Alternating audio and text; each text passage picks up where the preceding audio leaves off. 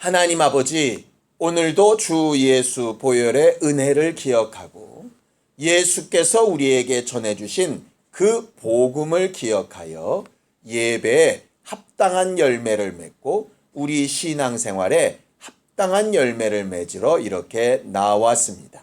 말씀을 전하고 들을 때에 하나님이 원하시는 그 열매가 무엇인지 잘 알고 결단도 하고 순종하는 우리가 되도록 도와주시옵소서.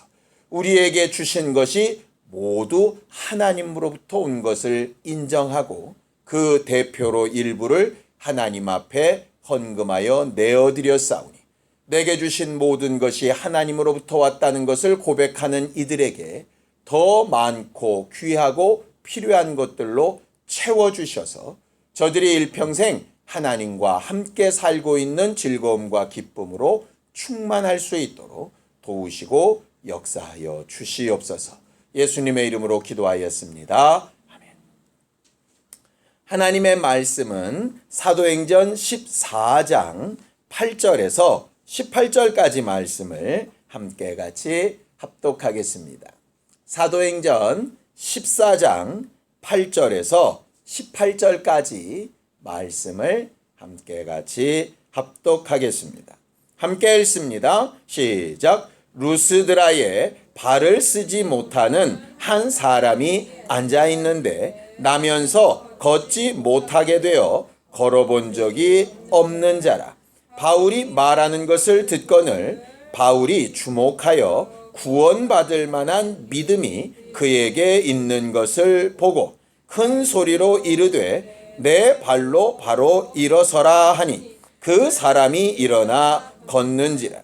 무리가 바울이 한 일을 보고 루가우니아 방언으로 소리질러 이르되 신들이 사람의 형상으로 우리 가운데 내려오셨다 하여 바나바는 제우스라 하고 바울은 그 중에 말하는 자이므로 헤르메스라 하더라.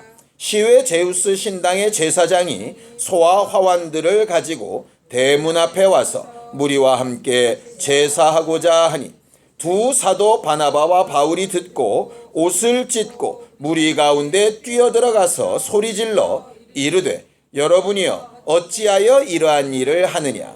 우리도 여러분과 같은 성정을 가진 사람이라. 여러분에게 복음을 전하는 것은 이런 헛된 일을 버리고 천지와 바다와 그 가운데 만물을 지으시고 살아계신 하나님께로 돌아오게 함이라.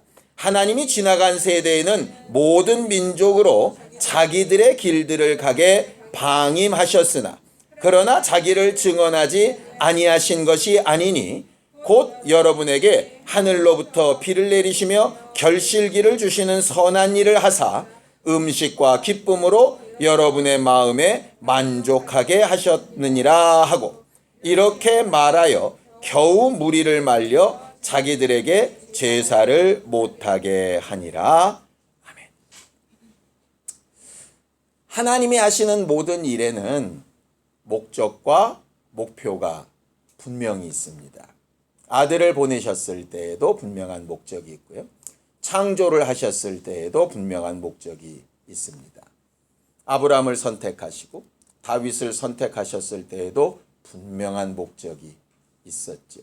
동일하게 오늘 우리를 살리시고 예배할 수 있도록 부르시고 오늘 또 이 말씀을 함께 나누게 하시는 데에도 분명한 목적이 있을 겁니다.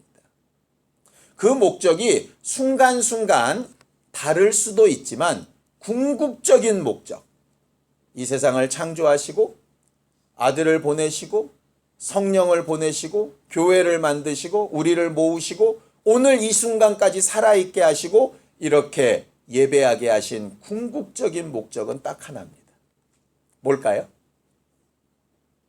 신앙생활의 궁극적이고 최종 목적은 하나님과 함께하는 것.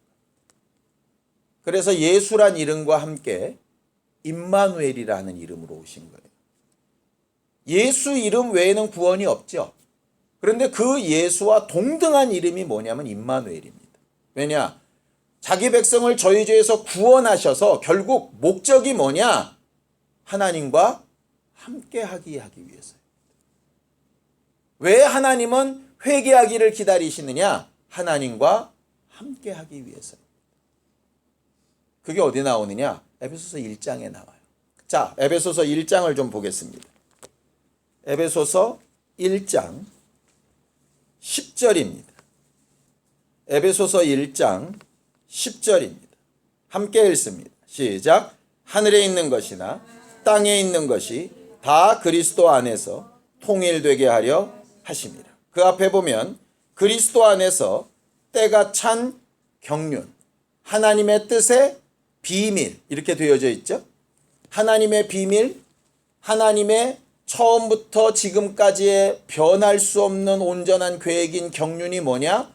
하나님을 우리와 함께 통일되게 하는 것. 하나님과 함께하게 하는 것입니다. 영생은 영원히 사는 게 아니라 하나님과 함께하는 겁니다. 그래서 하늘에서도 영생하지만 이 땅에서도 함께하는 겁니다. 가정의 평화를 위해서 신앙생활을 한다? 일부분 맞는 이유가 그것 때문입니다. 가정을 깨기 싫고 함께하고 싶으니까 신앙생활을 하는 거잖아요. 하나님은 안 보이고 보이는 아내는 있으니까 그 아내랑 함께 하려니까 신앙생활을 하는 거잖아요. 동등합니다. 우리 하나님과 함께하기 위해서 신앙생활을 하는 겁니다. 그래서 신앙생활을 잘하고 있느냐 못하고 있느냐의 차이는 간단합니다. 하나님과 함께하고 있냐 함께하지 않고 있냐의 차이입니다. 하나님과 함께한다는 것. 그게 오늘 우리가 여기 와서 예배하는 이유입니다. 예배하면서 하나님이 나랑 함께 하시다 느꼈다면 여러분들은 예배 성공한 겁니다. 하나님이 멀리 느껴진다면 여러분들은 뭔가 해결해야 될 부분이 필요한 겁니다. 가까이는 있는데 뭔가 불편하다면 여러분들 뭔가 해결해야 될 부분이 있는 겁니다.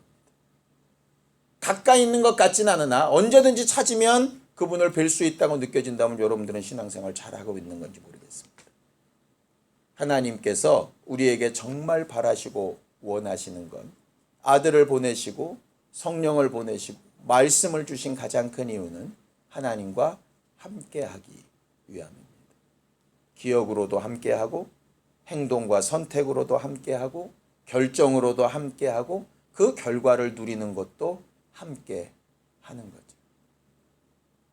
그래서 하나님과 우리 사이를 화목하게 하는 것, 화목하게 하는 직분을 가지게 된 것, 이게 결과적으로는 신앙생활의 가장 기본형입니다. 여기서 화목은 우리끼리 좋고 즐기자 뭐 이 얘기가 아닙니다. 하나님과 내가 함께하고 하나님을 몰랐던 자와 하나님을 또 함께하게 만들고 함께하는 일에 우리도 또 같이 함께하고 하는 것이 신앙생활의 본질이라는 거예요. 그래서 신앙생활할 때 모든 목적, 뭐를 먹어도 좋고 어떤 행사를 해도 좋고 어떤 행사를 안 해도 좋고 모여도 좋고 안 모여도 좋은데 결과는 뭐 해야 되느냐? 하나님과 함께하고 있다는 게 느껴져야 되는 거예요. 그게 중심인 거예요. 아주 엄격하게 얘기할까요? 주일 예배 52주 한 주 상황이 안 돼서 못 나와도 사는 그 자리에서 하나님과 함께하고 있다면 그 사람은 신앙생활 잘하는 사람. 52주 수요 예배, 금요 기도회까지 한 번도 안 빼먹고 나와 있을지라도 삶에서 하나님과 함께하고 있다는 게 느껴지지 않는다면 여러분들은 신앙생활 잘못하고 있는 사람입니다. 망했다는 얘기가 아니고요. 아직 하나님이 원하시는 목적이나 열매를 따지 못했다는 얘기예요. 그냥 아직도 과정 가운데 있다는 얘기예요. 하나님은 우리를 외롭게 두려고 하시지 않고 항상 함께 하려고 하시는 분이에요. 어떻게 해서든지 함께 하시려는 분이에요. 아들을 내어놓고서라도 함께 하고 싶으신 분이에요. 가장 큰 죄가 뭐냐? 하나님과 함께 하지 않으려고 하는 거예요.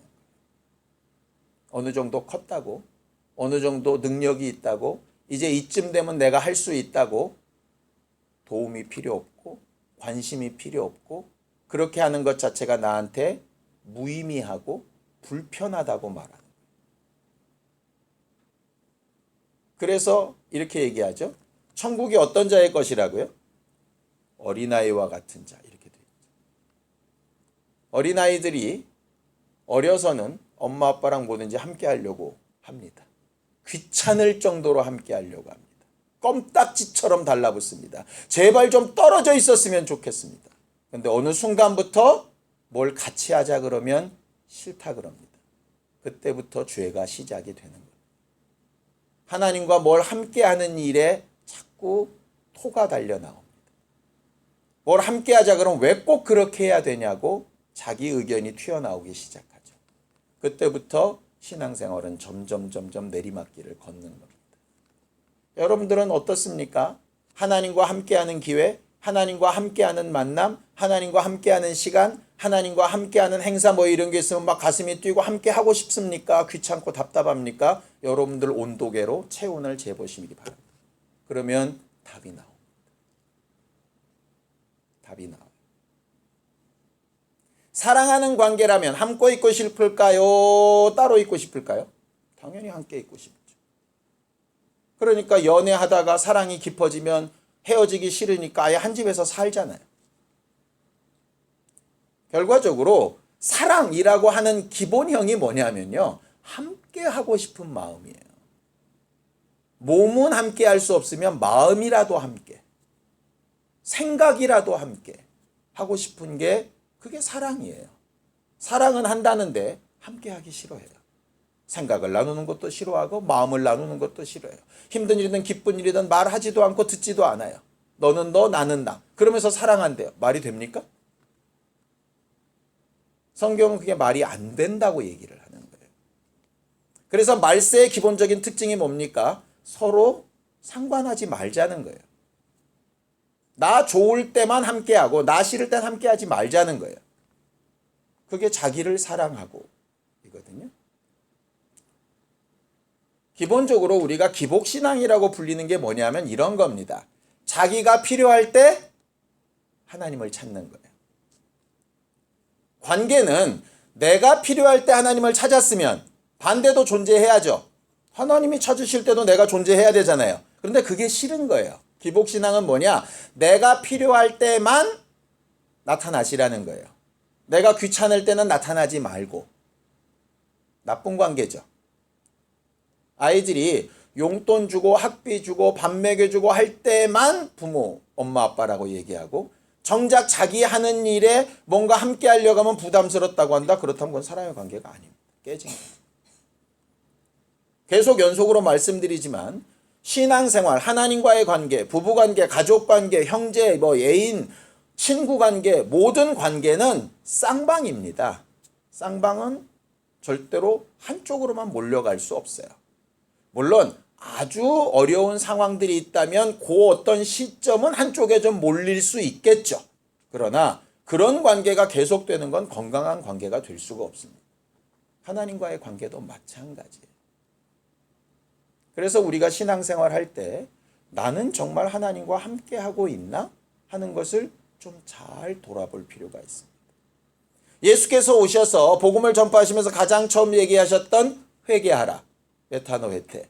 마음을 돌이켜서 내게로 나아와라 하시는 거죠. 방향을 돌이켜서 나와 좀 함께 하자라고 하는 거 아니었습니까? 왜 신앙생활의 첫 번째가 회개부터 시작하느냐? 하나님 앞으로 방향을 돌이켜서 가까이 가는 게 신앙생활의 처음이기 때문에 그렇습니다. 그래서 결과적으로 대화가 통해야 하는 거예요. 아무리 대차게 싸웠어도 화해를 하려면 뭔가 접점이 생겨서 마주 봐야 해결이 나지 않겠습니까? 결과적으로 회개는 바로 그 부분이에요. 하나님과 함께하지 못했던 부분을 인정하고 돌아가는 거죠. 성경은 하나님께서 우리에게 하나님의 일과 목적을 이렇게 가르치십니다. 예레미야서 24장 7절입니다. 예레미야서 24장 7절입니다. 함께 합독하겠습니다. 예레미야서 24장 7절입니다.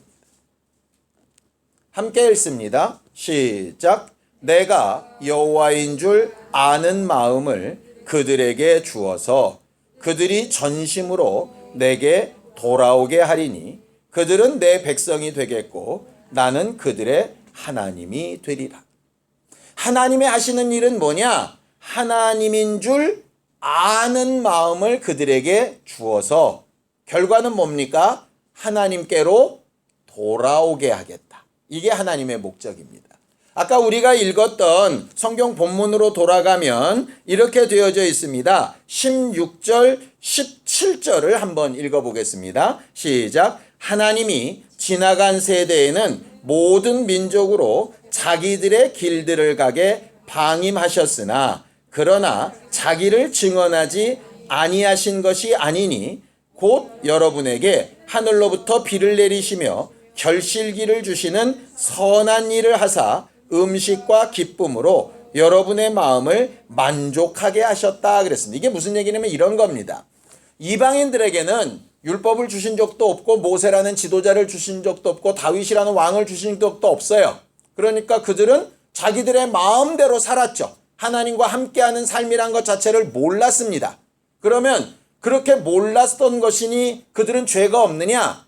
하나님이 먹고 살고 비 맞고 농사짓고하는 일상적인 삶을 통해서도 이게 그냥 거저 이렇게 어디서 떨어지는 건 아니고 누군가는 줄 텐데 어디서부터 온 것일 텐데 이게 어디로부터 온 것이지 라는 생각을 할 수 있도록 온갖 선한 일로 너희에게 베풀어 오셨다 이거예요. 대놓고 나는 누구다 이렇게 말은 안 하셨지만 누군가 계속 나를 돕고 환경과 형편으로 채우고 먹이고 입히고 살리는 것을 통해서 이게 도대체 어떻게 된 일이지? 라는 생각이라도 하도록 이런 좋은 일들이 어디서부터 생겼지? 라고 더듬어 찾을 수 있도록 로마서 같은 데서는 그래서 양심으로라도 이게 선한 일을 더듬어 찾을 수 있도록 하나님을 더듬을 수 있도록 그렇게 해놓으셨다라고 되어진 게 바로 그겁니다. 이유는 뭐냐? 그래서 결국은 하나님께 돌아오게 하시려. 선악을 알게 한 나무의 실과를 동산 중앙에 놓으신 이유가 뭡니까? 믿지 않는 사람들이 제일 불만하는 게 바로 그 부분이더라고요. 하나님이 먹을 줄 몰랐냐? 그럼 그렇게 위험한 거면 어디 꽁꽁 숨겨놓지 왜 제일 잘 보이는 가운데에 놨냐? 뭐 여러 가지 이유들이 많습니다. 이유는 간단합니다. 선악과를 먹어라 말아라가 중요한 게 아니라 선악과를 보는 순간 누구 기억하라고? 하나님 기억하라고 해요. 왜? 먹을 거는 그거 말고도 부지기수로 줬으니까 먹고 싶으면 다 먹고 딱 그거 하나 가지고 나를 좀 기억하라고. 11조에게 나오면 믿지 않는 사람들은 다들 부담스럽죠? 그게 뭡니까? 10개를 줬으니까 9개는 니들 마음대로 먹고 하나를 보면서 누구 기억하라고? 나 기억하라고. 그거예요. 이스라엘 사람들은 장난 보면서 누구 기억하라고? 하나님 기억하라고. 성전 보면서 누구 기억하라고? 하나님 기억하라고. 근데 왜 성전 무너뜨려 버리시느냐? 왜 장자 죽여 버리시냐? 왜 11조 갖고 오지 말라 그러시느냐? 하기는 하는데 누구를 기억 안 해요? 하나님을 기억 안 해요. 하나님께 돌아가질 않아요. 병이 나았는데 하나님께 돌아가질 않아요. 복을 받았는데 하나님께 돌아가질 않아요. 다시 살리심을 얻었는데 하나님께 돌아가질 않고요. 내 문제가 해결되는데 하나님께 돌아가질 않아요. 그런 경우에 예수께서 하셨던 일을 기억하시죠? 자기를 막 따라오니까 피해서 떠나시잖아요. 웃기지 않습니까? 오라 나가리라 만나자 이러셨던 하나님이 정작 오니까 떠나신다고. 왜? 오는 목적이 틀렸어요. 교제하기를 원하는데 나와 정말 마음을 나누고 함께하는 일이라면 내가 돈도 건강도 생명도 환경도 내가 얼마든지 줄 용의가 있는데 그것만 바라고 온다면 나는 너랑 관계를 맺지 않겠다. 여러분들과 여러분들 친구 관계를 생각해 보면 딱 나옵니다. 너무너무 마음이 잘 맞고 너무 좋은 친구라면 말 그대로 간슬게 다 내줄 수 있는데 내게서 뭔가 목적이 있어서 그걸 얻기 위해서 온다고 그걸 내가 딱 알아차리는 순간에 정상적인 관계가 됩니까? 당연히 안 되죠. 왜 우리가 그런지 아세요? 하나님의 마음 안에 똑같은 성정이 있으시기 때문에. 그래서 형식이 좋고 환경이 좋고 좋고 여러 가지 무슨 뭐 순서가 딱딱 맞아 떨어지고 이런 것도 참 중요한 일이긴 한데요. 그것보다 더 중요한 건 하나님이 물으시는 부분이 이런 부분입니다. 너 지금 여기 왜 앉아있냐? 나한테 도대체 바라는 게 뭐냐? 이 말.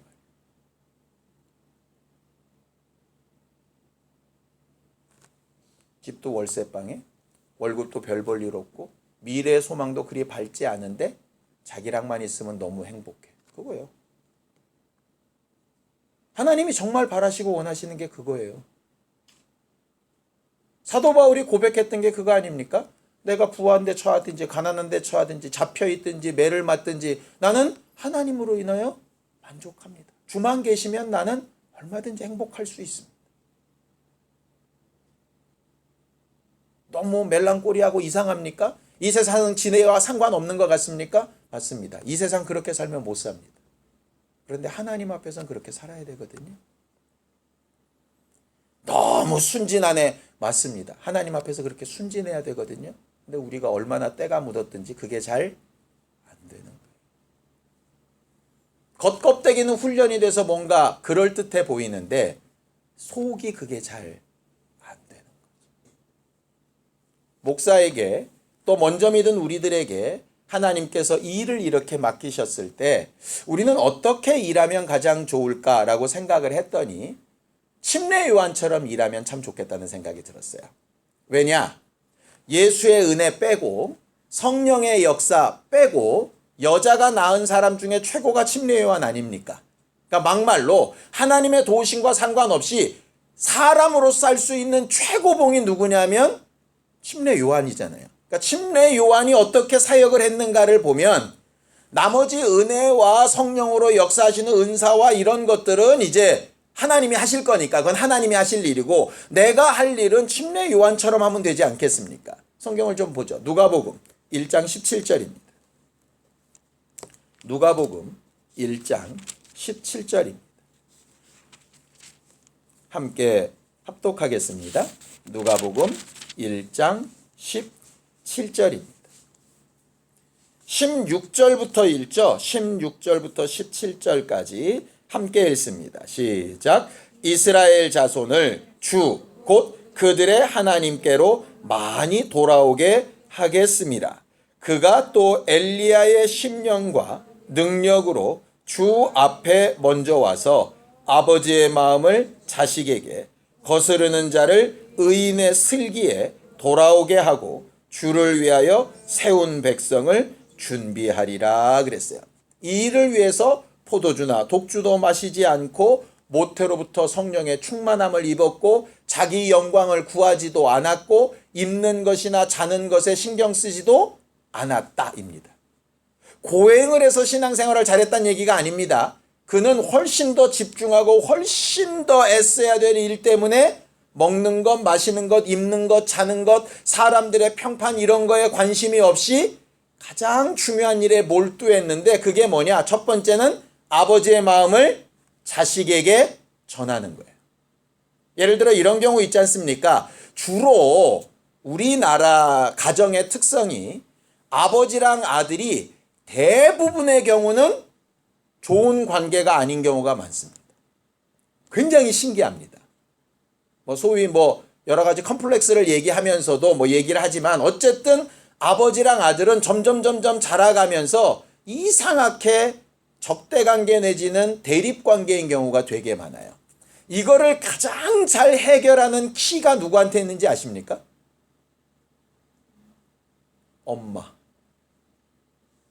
엄마에게 있습니다. 아버지의 마음을 자식에게 잘 번역하여 가르쳐주는 거 엄마입니다. 그런데 왜 나빠지느냐? 죄송하지만 엄마 때문입니다. 왜? 남편에 대한 불만을 누구한테 얘기하느냐? 자식한테 얘기를 합니다. 그러니까 아버지의 마음을 오해 없이 이렇게 전달을 해줘야 되는데 아버지의 마음을 전달하는 게 아니라 자기의 섭섭함을 여기다 전달하는 거예요. 그러니까 그렇지 않아도 아버지랑 아들이 어그러지는데 거기다 엄마가 기름을 붓는 겁니다. 물론 아버지가 다 잘했다는 거 아닙니다. 아버지가 대부분 잘 못합니다. 그러나 행동은 잘 못해도 그 마음은 전달해 줘야 되거든요. 그런데 그걸 못 해버리면 멀리 갔던 게 되는 거예요. 목사가 해야 될 일이 뭘까? 하나님의 마음을 여러분들에게 잘 가르치는 거예요. 제 불만이나 제 생각이나 제 자랑을 여러분들한테 떠드는 게 아니라 하나님의 마음을 여러분들에게 말해주는 거예요. 또 반대로 불의한 것, 잘못된 부분들, 그것을 선한 길로 잘 인도하는 것. 답답하니까, 아합이 막 엉뚱한 짓 하니까 답답하니까, 어쩔 때는 화를 내서라도, 어쩔 때는 그들을 간절하게 구하서라도, 어쩔 때는 막 악착같이 능력을 나타내서라도 어떻게든 그 마음을 돌이키는. 간단합니다. 사역자들의 일은 딱 하나밖에 없어요. 하나님의 마음을 전달해주고 그들의 잘못된 마음을 하나님의 마음에 맞도록 설득하는 겁니다. 저는 이런 생각이 들었습니다. 탕자 이야기 아시죠? 탕자 이야기가 어디서 끝나냐 하면 아버지는 탕자를 받아들여서 잔치를 베풀고 큰아들은 열받아가지고 떠나고 아버지는 그 큰아들에게 막 이야기하는 것으로 끝이 납니다. 그 다음을 혹시 상상해 보셨습니까? 그 다음 어떻게 되었을까요? 저는 그 다음의 결과가 탕자의 행동 여하에 따라서 굉장히 달라졌을 것 같다는 생각이 들었어요. 탕자가 죄를 지었죠. 자기 형 앞에서 고개도 못 들겠죠. 그렇게 쭈그러져 가지고 눈 피하고 맨날 미안해하고 이러고만 만약에 제대로 대화 없이 살았다면 아마 형은 그 동생을 볼 때마다 화가 났을 거예요. 그런데 자기 잘못을 인정하고 형이 받아줄 때까지 사과하고 행동과 삶을 바꾸고 그러면 아버지의 마음이 더 깊이 들어가서 큰 형도 아버지의 마음과 같이 되었을 거라. 우리가 해야 될 전도가 뭘까를 생각하니까 그 부분입니다. 탕자는 지가 잘못한 걸 알고 아버지로부터 받은 은혜도 알고 어떻게 회복이 됐는 줄 압니다. 장남은 자기도 분명히 아버지의 마음을 속삭였을 때는 자기가 행동이 잘 됐기 때문에 죄인인지 모르고 아버지의 마음도 오해하고 죄인인 탕자보다는 좀 더 낫다고 생각하고 그렇게 삽니다. 마치 믿음 없는 우리 가족들처럼 아니면 믿지 않는 어떤 불신자처럼. 그러면 키포인트가 어디 있다고요? 먼저 은혜 받은 탕자가 미안하다 하고 잘못했다 하고 자기의 연약함을 드러내고 용서받을 때까지 용서하고 아버지의 마음을 전하고 이렇게 해야 되는 거거든요. 근데 이 탕자가 이런 식으로 얘기를 한다면 어떻게 되겠습니까? 아버지도 나를 용서했는데 네가 뭐라고? 너는 잘못한 것 없냐? 너도 나처럼 행동만 하지 생각은 똑같잖아. 이런 식으로 나가면 아버지의 마음이 전달이 안 되겠죠. 의로운 모습으로 변화도 안 되겠죠. 전도가 선포인 것은 맞는데요. 예수가 하신 일을 선포하고 가르치는 것은 맞는데요. 가르치는 모습이나 가르치는 행태는 탕자가 취해야 될 좋은 선택으로 가야 맞지 않겠습니까? 여기 엘리야의 심령, 엘리야의 능력이라고 하는 게 바로 그 부분입니다. 목사가 가장 많이 실수하는 게 그 부분인 것 같아요.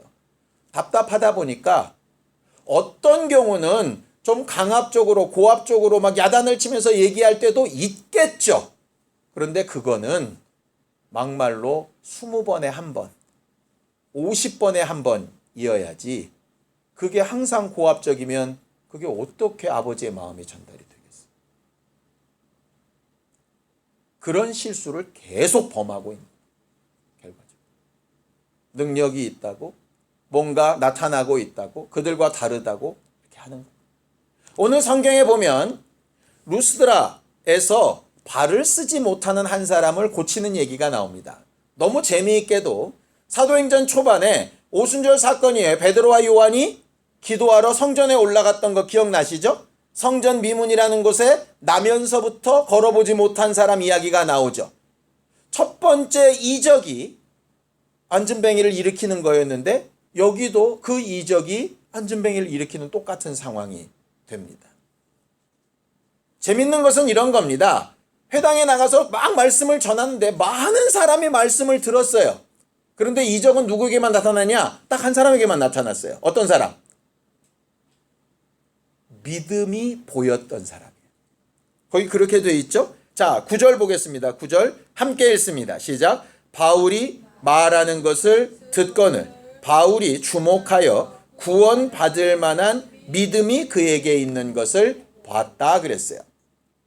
복음을 전하고 하나님의 말씀을 나누는 자에게 꼭 필요한 것이 사람을 주목하여 보는 겁니다. 왜냐? 듣는 건 누구나 다 들어요. 그런데 듣는 과정 가운데서 이 말씀을 받을 만한 믿음이 보이는 사람이 있다니까요. 여러분들도 아마 말씀을 전해봤으면 느낌을 알 수 있을지 모르겠습니다. 말로는 설명하기가 참 어려운데요. 뭐 이런다 그래서 받는다는 얘기가 아니에요. 보여요. 막 끄덕이면서 막 적는데 이렇게 보면 저 사람 안 받는구나 이게 느껴질 때가 있어요.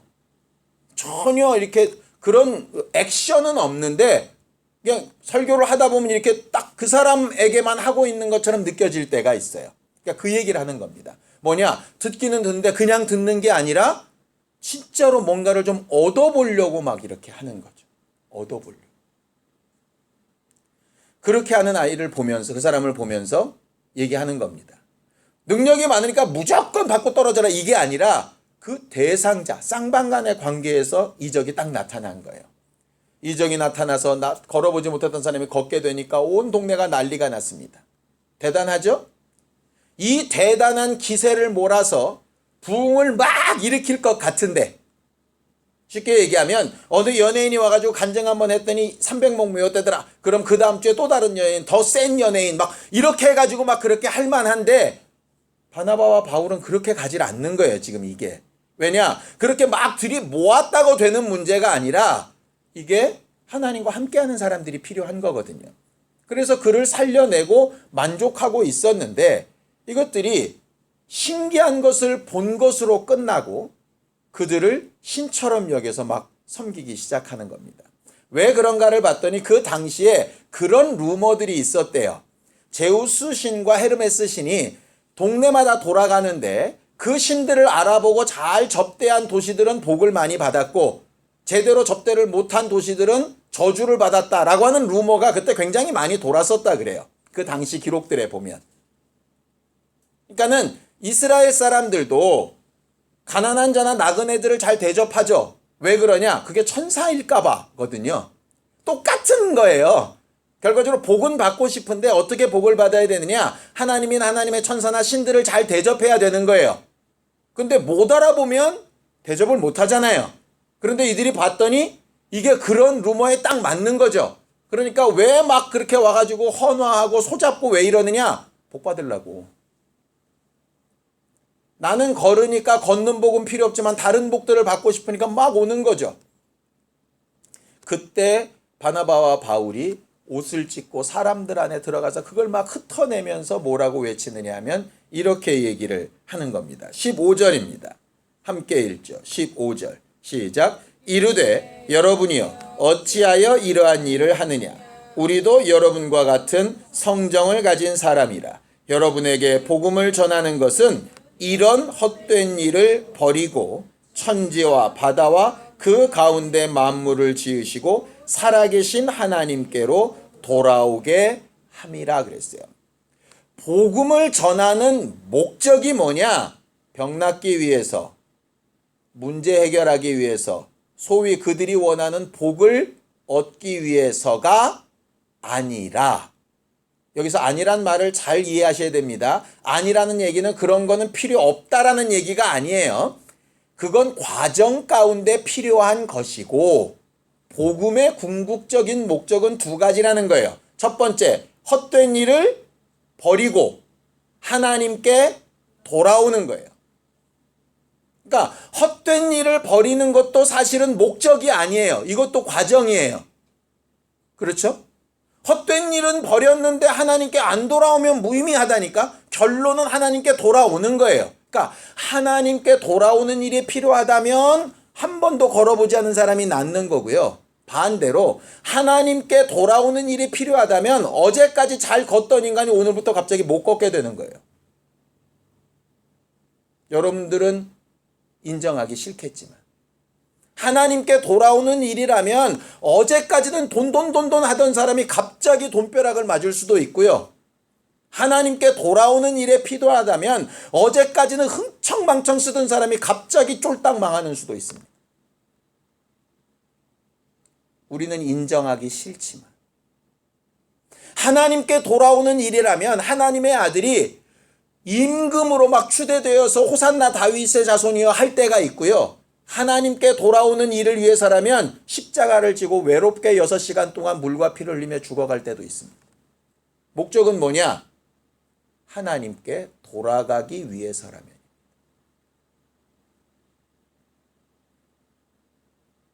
아니, 아이가 공부를 잘하겠다면 뭔들 못 해주겠어요. 공부하는 일에 정말 컴퓨터가 필요하면 컴퓨터 해줄 거고요. 무슨 패드가 필요하면 패드를 해줄 거고요. 뭐 아이폰이 필요하면 별거 다 해주고 정말 공부를 정말 하기 위해서라면. 그런데 그게 믿기고 실상은 아니라면 그건 문제가 심각해지는 거예요. 오늘 바울과 바나바를 통해서 제가 느꼈던 건 딱 하나입니다. 우리는 주로 능력 나타나게 하여 주옵소서, 교회가 부흥되게 하여 주옵소서, 우리 남편이 변화받게 하여 주시고 상황이 변화되게 하시고 우리 아이 잘 되게 하시고 뭐 대부분 그런 기도합니다. 그거 나쁘다는 얘기 아닙니다. 이 땅에서 복이 당연히 필요하니까 해야 되는 건 맞다니까요. 그런데 하나님이 원하시는 궁극적인 목적을 좀 제발 잊지 말자고. 그러면 그렇게 내가 해주는 게 네가 내게 돌아오는 것과 무슨 상관이 있냐.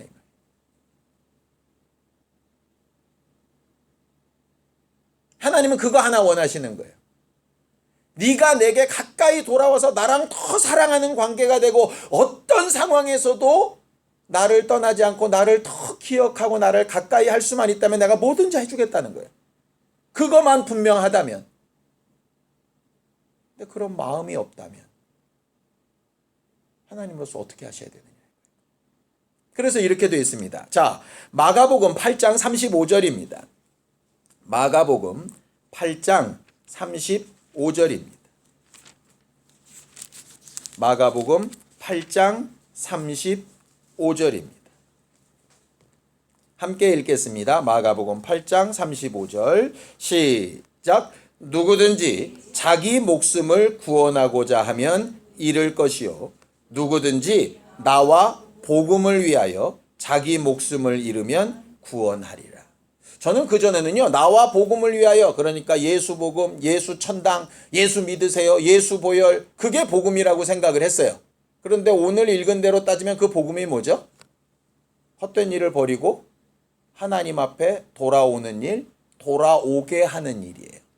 무슨 얘기냐? 하나님 앞에 돌아오게 하는 일에, 돌아가는 일에 네 목숨까지라도 버리면 뭐가 있다고요? 구원이라는 거예요. 왜 예수 믿는 게 구원이냐? 예수 믿는 게 내가 길이다, 진리다 하셔서 하나님께 돌아가는 길이잖아요. 그러니까 예수 믿는 게 구원인 거예요. 예수 믿습니다 해서 구원이 아니라 하나님께 돌아가니까 구원인 거예요. 로마서에 바울이 이렇게 얘기합니다. 할례를 받았던 이유는 뭐를 지키겠다는 결심이라고요? 율법을 지키겠다는 결심이에요. 근데 할례를 받았는데 율법을 안 지키면 할례가 무할례가 되지 않겠냐 이거죠. 자, 그렇다면 예수를 믿었다는 얘기는, 예수를 믿는다는 말은 어디로 돌아간다는 얘기라고요? 하나님께로 돌아간다는 얘기. 그러니까 예수는 믿었는데 하나님께 안 돌아가는 거예요.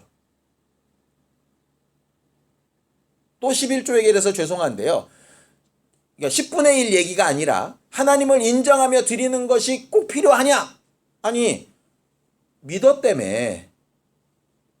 그럼 하나님께 돌아가는 표를 내야 될 거 아니요. 꼭 침례 받아야 됩니까? 침례가 구원의 조건은 아닙니다. 근데 하나님께 돌아간다며. 선한 양심이 하나님을 향해 돌아가는 게 침례에 순종하는 거 아니요. 그러니까 돌아가는 표나 돌아가는 행동은 다 싫은데 자기는 믿는데 그럼 이걸 어떻게 해석을 해야 되는 거냐고요. 할례는 받았는데 예를 들어 율법은 안 지킨다. 침례는 받았는데 순종은 안 한다. 예수는 믿는데 하나님께는 안 돌아간다. 예배는 했는데 하나님은 못 만났다. 뭐 이런 거잖아요. 그죠? 쉽게 얘기할까요? 학교는 갔는데 공부는 안 한 거예요. 직장은 갔는데 일은 안 한 거고요. 그럼 무슨 결과가 있겠어요? 우리가 예수 믿는다. 예배 왔다. 교회 출석한다. 셀 모임한다. 뭐 다 좋다니까요. 다 해야 돼요. 다 하는데 그 해서 결과가 뭐냐. 내가 하나님과 얼만큼 가까운가 하는 부분. 어쩔 때는 눈물 뿌려 회개해서 하나님과 가까울 수도 있고, 어쩔 때는 하나님의 응답을 받는 기쁨과 춤추는 것으로 하나님을 가까이 할 수도 있고, 어쩔 때는 나 홀로 있을 것 같은 너무 큰 외로움 가운데서 하나님을 만난 기쁨으로 하나님과 함께 할 수도 있는데, 그건 뭐 여러 가지 방법이 다르지만 적어도 신앙인이라면 우리가 신앙생활하는 과정 가운데 왜 이렇게 예배하고 왜 기도하고 왜 찬양하고 왜 헌금하고 왜 헌신하고 왜 봉사하고 있지? 이유는 간단합니다. 하나님과 함께 하려고 돌아가고 있나? 내가 지금 계속 돌아가고 있나? 그럼 우리는 신앙생활 잘하는 사람. 남들이 뭐라 그러는 그 신경 쓰지 마세요. 내가 하나님 앞으로 돌아가고 있다면 우리는 신앙생활 굉장히 잘하고 있는 사람이에요. 돌아가는 일에 목숨을 걸고 있다면 신앙생활 굉장히 잘하는 사람이에요. 비록 한 사람도 내가 전도해서 등록은 못 시켰어도 그 일을 계속하고 있다면 나는 주와 복음을 위해서 목숨을 던지고 있는 사람이에요. 그런데 아무리 많은 사람을 와서 등록을 시키고 교회를 북적북적하게 만들었을지라도 내가 주께 돌아가지 않고 그들을 주께로 돌아가게 하는 일을 막고 앉았다면, 예를 들어 바나바와 바울이 이렇게 영광받고 제사받고 이러는 게 기뻐가지고 아직 뭐나 된 것처럼 어깨에 힘줬다면 그들을 배나 더 지옥자식 만들게 됐었겠죠? 그러니까 자기 옷을 찢고 애타게 부르짖으면서 자기들 아무것도 아니라고, 당신들과 똑같은 사람, 절대로 나를 그렇게 취급하면 나도 망하고 당신도 망한다고 이렇게 얘기하는 거예요. 왜? 자기들이 하나님 앞에 가는 길이 막히지 않고 그들이 하나님 앞에 가는 길이 막히지 않게 하기 위해서. 굉장히 의롭고 뭔가 막 영감이 있고 뭐 이래서 아닙니다. 살려고 하는 거예요. 예수께서 바리새인들과 서기관들에게 막 욕하셨던 말씀 한마디만 하고 마치겠습니다. 이렇게 얘기하죠. 너희들이 천지를 다니며 불러 모아 하나님 앞에 사람들을 모아놨다가 배나 더 지옥자식 되게 만든다. 또 다른 말은 천국 문 앞에까지 가서 너도 들어가지 않고 남도 못 들어가게 만든다. 최악입니다. 최악. 차라리 몰랐을 때는 몰랐어서 기회라도 주실 수 있는데 그렇게 되면 절망입니다. 우리는 어떻게 신앙생활하고 있습니까? 우리 자신을 어떻게 평가하고 있는지 스스로 잘 돌아보고 우리는 하나님 앞에 잘 돌아가는 일에 힘쓰고 나와 내 가정과 자손들을 하나님 앞에 잘 돌아오게 하는 일에 힘쓰는 우리 모두가 되기를 예수님의 이름으로 축원합니다. 함께 같이 기도하겠습니다. 하나님 아버지, 우리는 하나님을 진심으로 사랑하는 사람들이 되기를 원합니다. 하나님이 우리를 사랑하셔서 어떤 제한도 두지 아니하셨던 것처럼 주의 복음을 듣고 하나님 앞에 돌아가 가까이 하는 일을 우리 신앙생활의 가장 최종적이고 최우선적인 목적으로 삼을 수 있도록 영감 있게 하여 주시옵소서. 주를 가까이 하고 주께 돌아가는 일이라면 어떠한 것도 용납하고 바라고 소망하는 믿음의 사람들이 되게 도와 주시옵소서. 이 일로 인하여 우리와 우리가 사랑하는 이들이 다 하나님과 함께 영원한 행복 가운데 있는 영생을 향하여 한 걸음씩 한 걸음씩 나아가는 거룩하고 건강한 교회들이 되어져 가도록 역사하여 주시옵소서. 이제는 우리 주 예수 그리스도의 은혜와 하나님 아버지의 극진하신 사랑과 성령님의 감동하시고 함께 하시는 분명한 증거가 살아계신 하나님께로 계속 돌아가기를 원하는 우리 모두 위에 이제부터 영원까지 함께 있을지어다. 아멘.